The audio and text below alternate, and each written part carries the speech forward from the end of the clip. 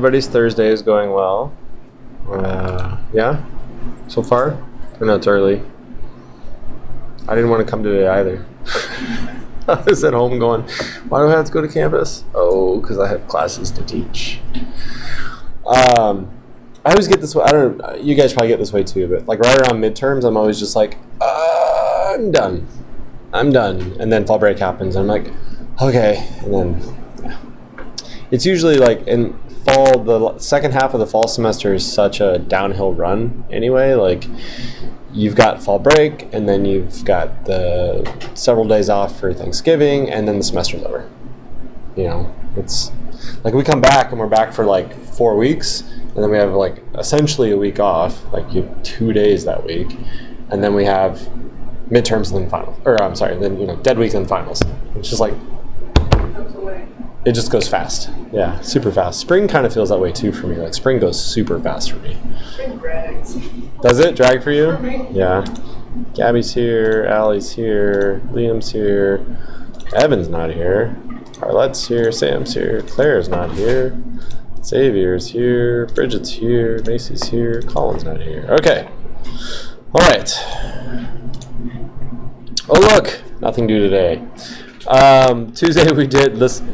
Earlier in the week we did the mural reviews. I'm going to talk a little bit about what I want to see for the critique submission next week. Next Tuesday will be our critique submission. Next week is midterms. All right, we don't have a midterm in this class. It's really like I don't see the point in giving you guys a midterm. Like this is a project-based class. We do projects. That said, would you guys want Tuesday to be when the critiques are due or Thursday when the critiques are due? If we have them due Tuesday, we're not going to start a new project. Well, hold on. Let me think about this. No, we are going to start a new project. Okay, we are going to start a new project next week. So just forget everything I just said. I know that's a little weird starting right before midterms, but we have to get going with it. We're going to design playgrounds next. So we're gonna do some research on playgrounds, watch a couple documentaries about different types of playgrounds, different philosophies for playgrounds, and then you're gonna pitch some playground ideas. Cool? All right, that'll be fun. It's always a fun project. I like it a lot. Are we not starting the playground thing in November? That's when it's due. Oh. Yeah, that's when it's due. The only due dates show up on the calendar, not when we're starting. We generally start stuff on the days that we have a critique for, the critique is due for whatever project we're currently on. Generally, not always, but usually. So, okay. All right, so today is going to be the last in-class workday for murals. I'm going to go over here in a few minutes and talk about how I want you to do your materials list and the notes for the murals, etc. Okay? And then after that, you can have the rest of the time to work on them. Cool? We are going to look at Bridget's, so we'll talk about Bridget's. So, all right, great. Let's do that. Bridget, let's talk about yours, actually, now. Get that out of the way. Let's see. We'll call them.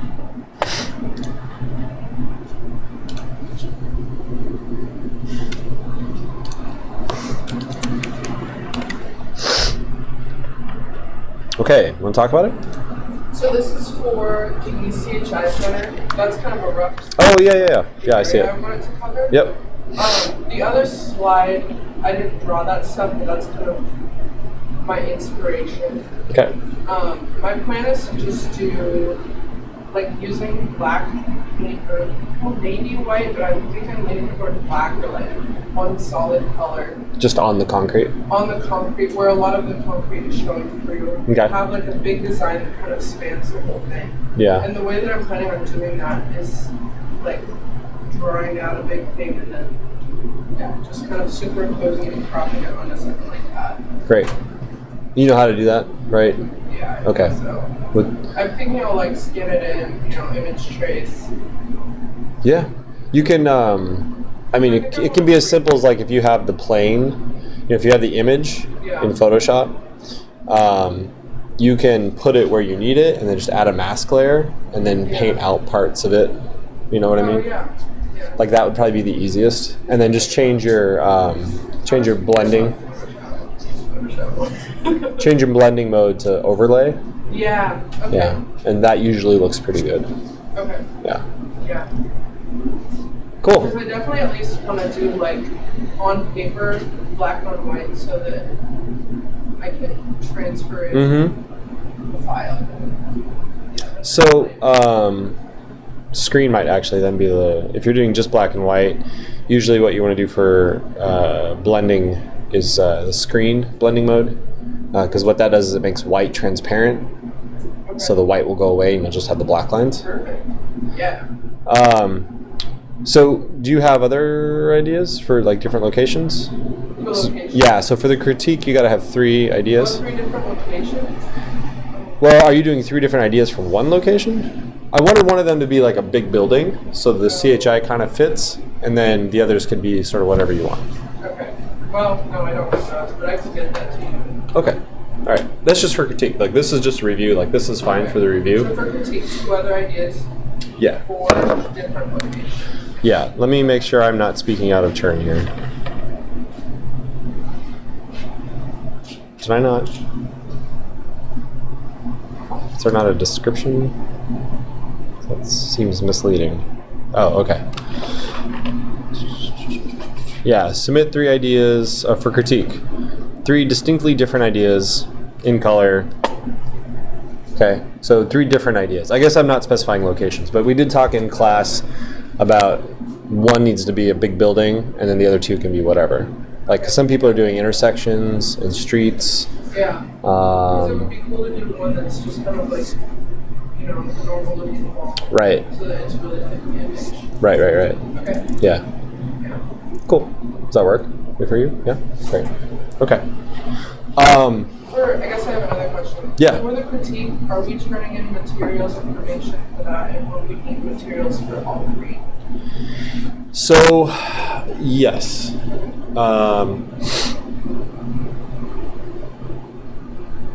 Yes. So for critique and for the final, we're going to have 3 different ideas, materials, and colors. Oh, okay. We're going to... I don't know how I missed the 3 ideas thing, but... I could probably make it a better, like bold it, make it bigger. I don't know. I know a lot of the conversations we had were about that. But let's.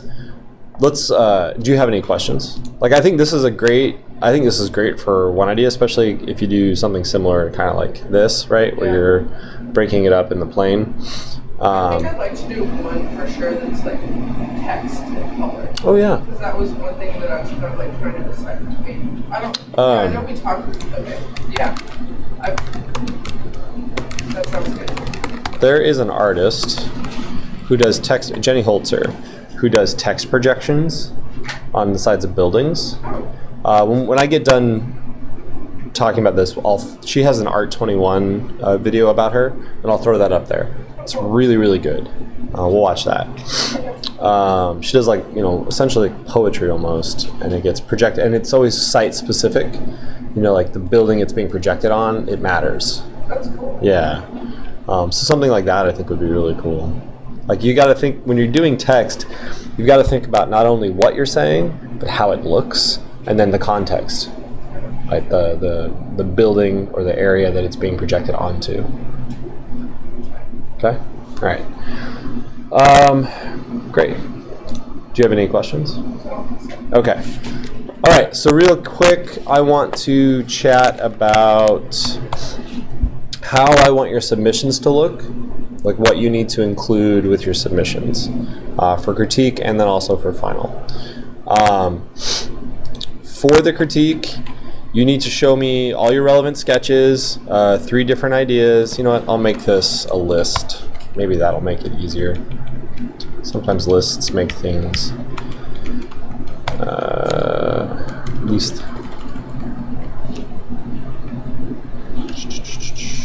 And notes about materials and colors used. Okay.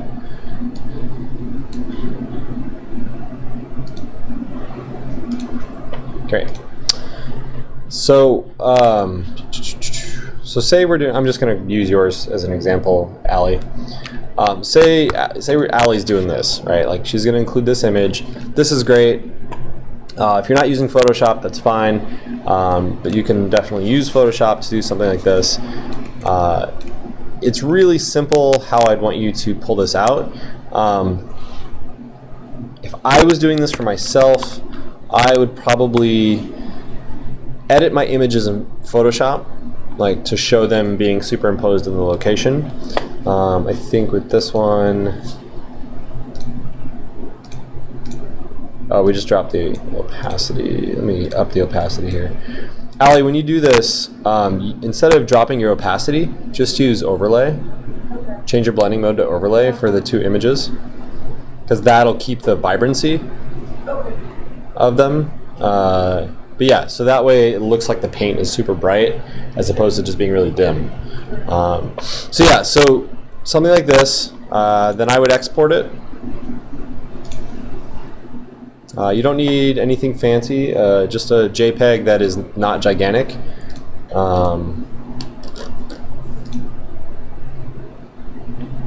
You can tweak anything from quality. I would leave quality high.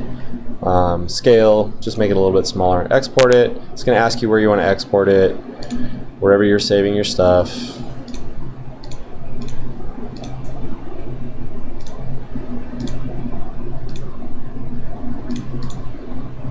I don't know what I have in there. I'll save it in there. All right, puts it in there. Then I'd come to Illustrator. It's loaded. There it is. It's going to think. All right, we make a new one. I tend to work. Well, let's do this. Let's do 1100 pixels, 1700 pixels. This is essentially an 11 by 17 format. Oops. Let's swap that. That's not what I want. 1100 height. 1700 pixels. Great. It's going to give me one kind of horizontal artboard. I'm going to grab my image.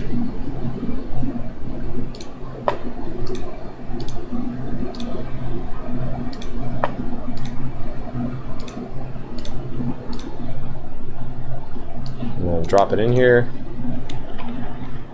And just scale it down. Holding shift while I scale. This is only if you don't have much experience with this. So if this is what I'm going to do, this is the image I'm going to show. We can go a couple of different directions with this. You want it to be pretty big so we can see it. Okay. I'm going to want something like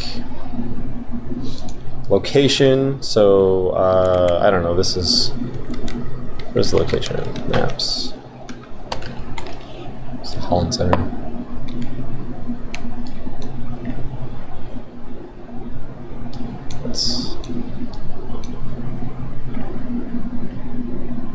Is it capital F? No. Harold, here we go. Holland Center is, so this is a mural on Dodge Street, Dodge and 13th. Okay. So here I would say Dodge Street, or 13th and Dodge. We'll say 13th and Dodge.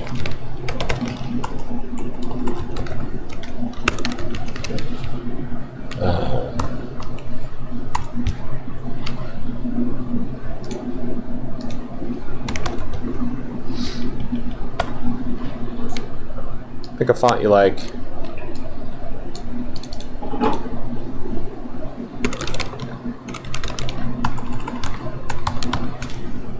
Mural.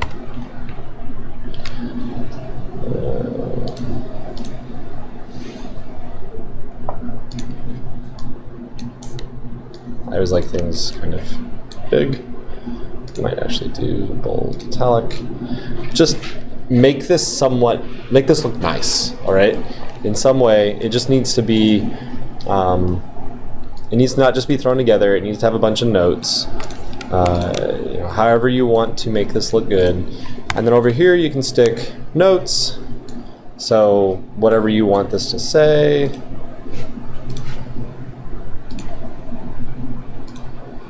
you know, I'm just going to leave it lorem ipsum right now. But things you could put would be like reason why you want to do this kind of mural, like your thought process behind the mural, why you think this mural would be good for this location. Okay, you can do these as bullet points. It doesn't have to be like a narrative paragraph. You can just go down, right? So, and I would list this as like a summary. Like I would then have a header for it up here, like summary.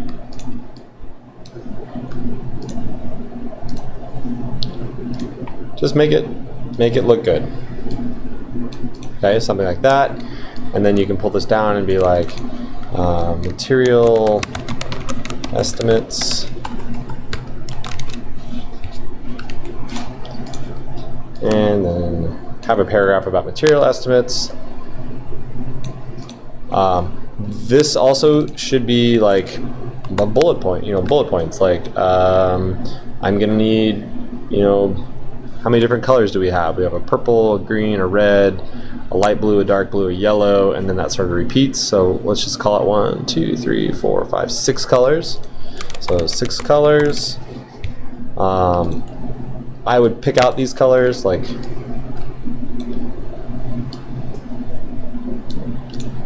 all right, so you got that. And then what you can do is create a couple of boxes or circles or whatever shape you want to use for these.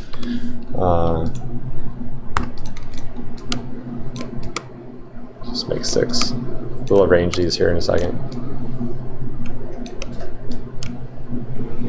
Okay. If you make a bunch of, I know some of you have no experience with Illustrator, so do this in the way that is easy for you, that you know how to do it. But if you're doing it in Illustrator, if you have a whole bunch of stuff, you can just grab them all, put the first and last one where you want them to be, and then come and just to your align window and then hit horizontal distribute, and that will evenly space all of them. If for some reason you think they are not aligned vertically, just vertically align by center. That gets them all nice. All of these things here, like I want them to all be aligned that way. Aligning things is the easiest way to make stuff look good when you're trying to lay out information, right? If things aren't aligned, if like on the left-hand side everything's sort of wiggly, it looks really amateurish and like you just threw it together. Okay, ragged edge on the right-hand side, totally fine. That's what we expect. But you need to have a solid line on the left side. Just people expect it, right? Oh, I don't know what happened to my colors here. I'm gonna group them just to keep it safe. All right, so grab that. Boom. Green. Red. Is it giving me? Oh, it's giving me the dim colors. I hate it when it does that.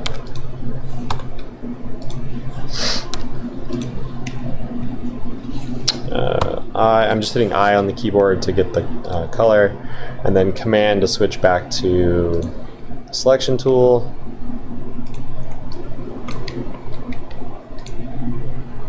So these are my colors, okay? So you can just list these out as colors. If you want, actually it's a good idea to label your colors. So one way you can do this, let's leave that up there. We'll make a quick label, come back to color, drop it down to something that we know is going to fit underneath.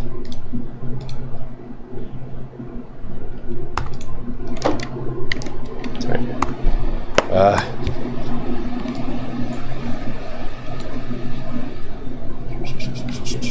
Just thinking, we're going to space these out just a little bit more.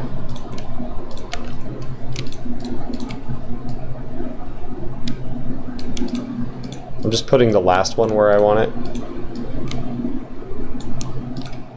And then I can grab all of them and come back to align and go distribute. That spaces them out more. That just gives me more room for the label. Now this label should be something like, probably want to pick the CMYK color since you're printing. So in order to get that, just select the color, double click here, and you're going to see your CMY numbers. So this is 234200. Those would be your numbers. So for this label, I'd write 234200. So 23-42-0-0. Those are my CMYK numbers. I'm going to change to light. And then we'll make CMYK. Something like that. Okay? That's pretty easy. You can group those. And then what you can do is just pop them back over. Fun thing is, like, if you make 6 of these and you're not being super precise about where they are, just align the first and last one, grab them because they're about the same width. Okay, yeah, I'm gonna make sure they're grouped. Got them grouped like that. Grab these two, go back to align, distribute, and that will line them up with underneath the colors. Make sense? Align tools are really, really useful. Really useful. And then just go through and change your CMYKs for those. All right? So you have 6 colors, and then you'd want to say something about dimensions. Now, I know we don't know precise dimensions. We didn't take measurements or anything like that. I'm not worried about it, especially for something like CHI. It's gigantic. That's a huge space. Okay? What you can do is just sort of guesstimate if you want. Express it in terms of square feet because we're talking about, right? So for CHI, I will figure out those dimensions and I will let you know, and I'll post those. But I'm going to say, like, overall it's probably about 2,500 square feet of space for that. We'll call CHI 2,500 square feet. Okay, might even be more. Probably is more, actually, but we'll just leave it at that because usually it's like, I'll have to see if there's something I can go through and measure with. But anyway, we'll call it 2,500 square feet. Like just this side of the Holland mural, I'm going to call that for 36, 40, and then 1, 2, 3, 4, 5, 6, 7. That is 560 square feet roughly. Okay. So CHI is going to be a lot more than 2,500. We'll call CHI like 10,000 square feet. We'll just throw a big number out there. All right. So just do something like that. Like CHI, 10,000 square feet. You need paint to fill it. Right. Whenever you're doing estimates, always overestimate. Try not to underestimate, because you want to bid for the budget that is going to cover your costs and not have to come to them halfway through the project and be like, I need more money for more stuff, because that never makes them happy, right? Never makes clients happy. Okay? For materials, do we only talk about like primer and paint and sealant or whatever, or do we also need to talk about like Yeah. Talk about scaffolding? Yeah, no, absolutely. Talk about paintbrushes. Talk about scaffolding. Talk about a lift. You know, there's those crane lifts that a lot of times people will use for murals. You know what I'm talking about? Hurts. I guess I don't know how people paint murals.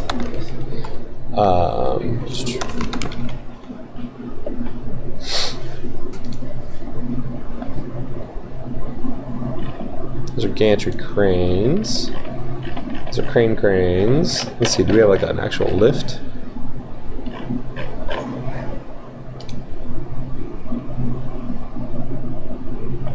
Well, a lot of times there'll be these lifts on arms.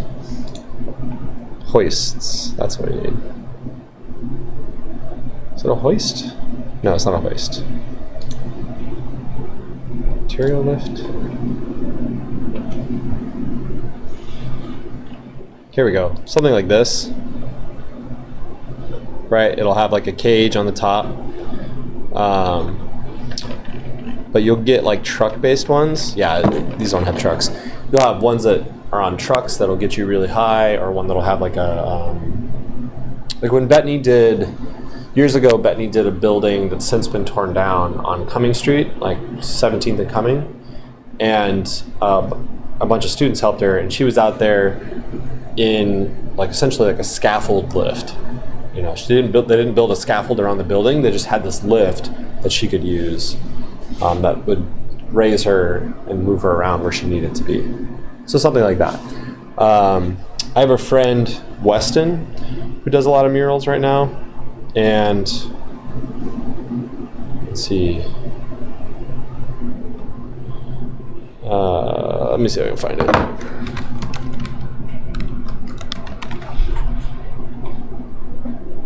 I don't want to log in. Fine.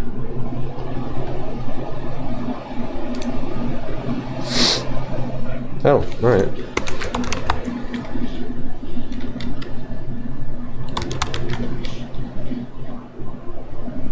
Oh, I'm totally logged out. Well, I'm not going to bother to log in right now. But anyway, he also uses a lift for a lot of the murals he does too. So something like that. You don't need to know exactly what. Just put like some sort of lift system. Like for CHI, you're going to need like a lift on a crane arm that's going to put you like 100 feet up in the air to paint that underside. You know, like that's a huge job. Yeah. So, you know, add something like that. I don't need to know like a budget estimate for the critique. All right. For the final, I'm going to want like a rough budget estimate. Yeah. And what I would do for that is like take the square feet, whatever you come up with, you know, like we'll call CHI 10,000 square feet. And then just like look up at Menards like what a gallon of paint costs. Okay. And then how much coverage that gallon, like a gallon of paint will give you. This is all stuff you can Google, right? Gallon of exterior paint, square feet, 300 to 400 square feet. So you know that if your coverage is 10,000 square feet, then, right, like you're gonna need what? We'll call it, you're gonna need like 40 gallons of paint, at least. Yeah. Do you want us to include like labor costs and like where we would find this funding? You don't need to include where you're going to find the funding, but yes, that's actually a good question. Include, and I'll add this to the assignment actually right now. You're going to want to include a stipend in there for you to do it, right? If you think you're going to need to hire people to help you, you don't need to do anything about like how long it'll take you to do it. At this point, that's not really an issue, but it's a good idea to always include like paying yourself. Okay, so we'll add that. Notes about, you know what, we'll do this.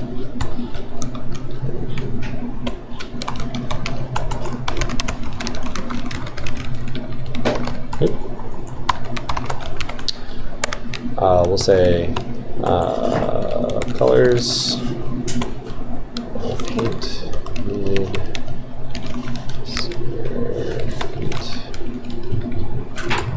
I'll just put it in here. Square feet of area times number of gallons. This formula is going to be, we'll call it 400 square feet per gallon. We'll work with 400 square feet per gallon. Actually, let's work with 300 square feet per gallon just to be on the safe side. Okay, so 300 square feet per gallon, but your formula is going to be square feet of the area times the number of gallons you need to cover that. How big is like a square foot? Is that like It's 12 inches by 12 inches. It's a foot squared. 300 square feet is 1 gallon. Never mind. Okay. Yeah. So actually it's number of square feet divided by 300. There you go.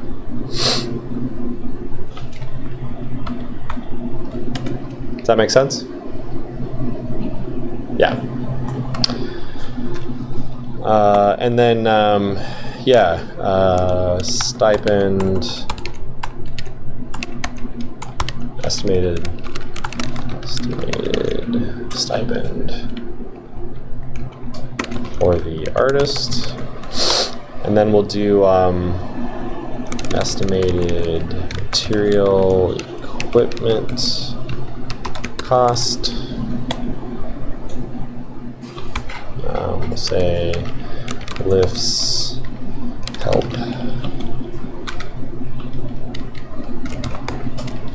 And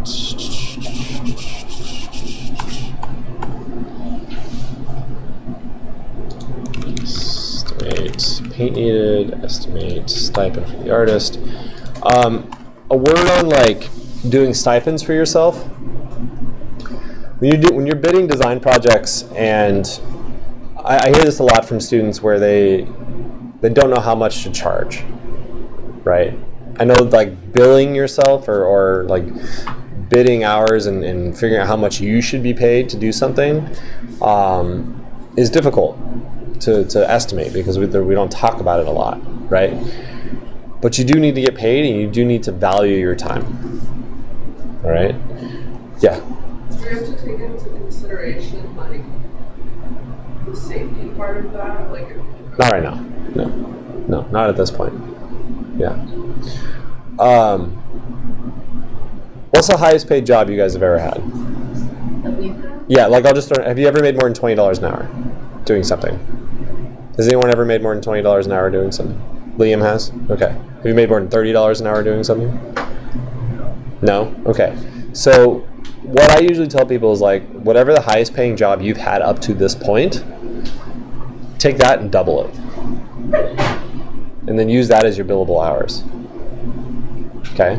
How much you want to get paid per hour to do this. When I bid projects, like if I'm doing design projects for people, I think about, okay, first, how long will it take me to do this? And then I usually add half of that back onto it. So if it's going to take me 10 hours, I add another 5 hours and I tell them 15, right? And then I think about, at this point in my career, I usually bill $75 to $100 an hour for stuff like that. And I can do that. I don't depend on it to live. I don't do a lot of freelance work. So those are factors that will go into it. But for this project, just take whatever the most you've been paid before and double that. If that doesn't get you over $20 an hour, then you need to be at least $20 an hour, if not more.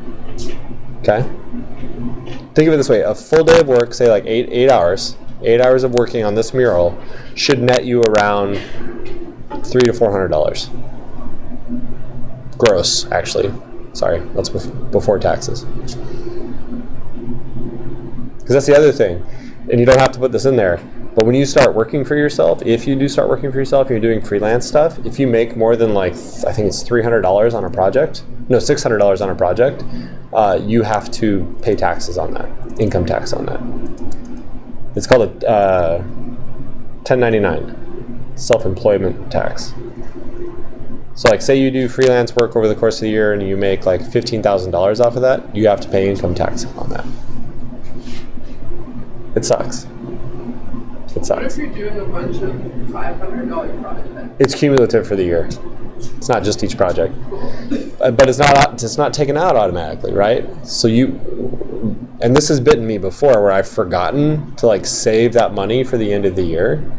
And I've done a bunch of freelance work. Or I've done a bunch of freelance work, and then I go to do my taxes, and I see because here with this salary and stuff, my taxes are taken out automatically, and so I'm like, I'm doing my taxes, and I see my refund, kind of like, cool, I'm gonna get some money back, and then I do my 1099s, and it's like, oh, I owe money. Like there was one year, I should probably pause this, so you don't need to hear this recording.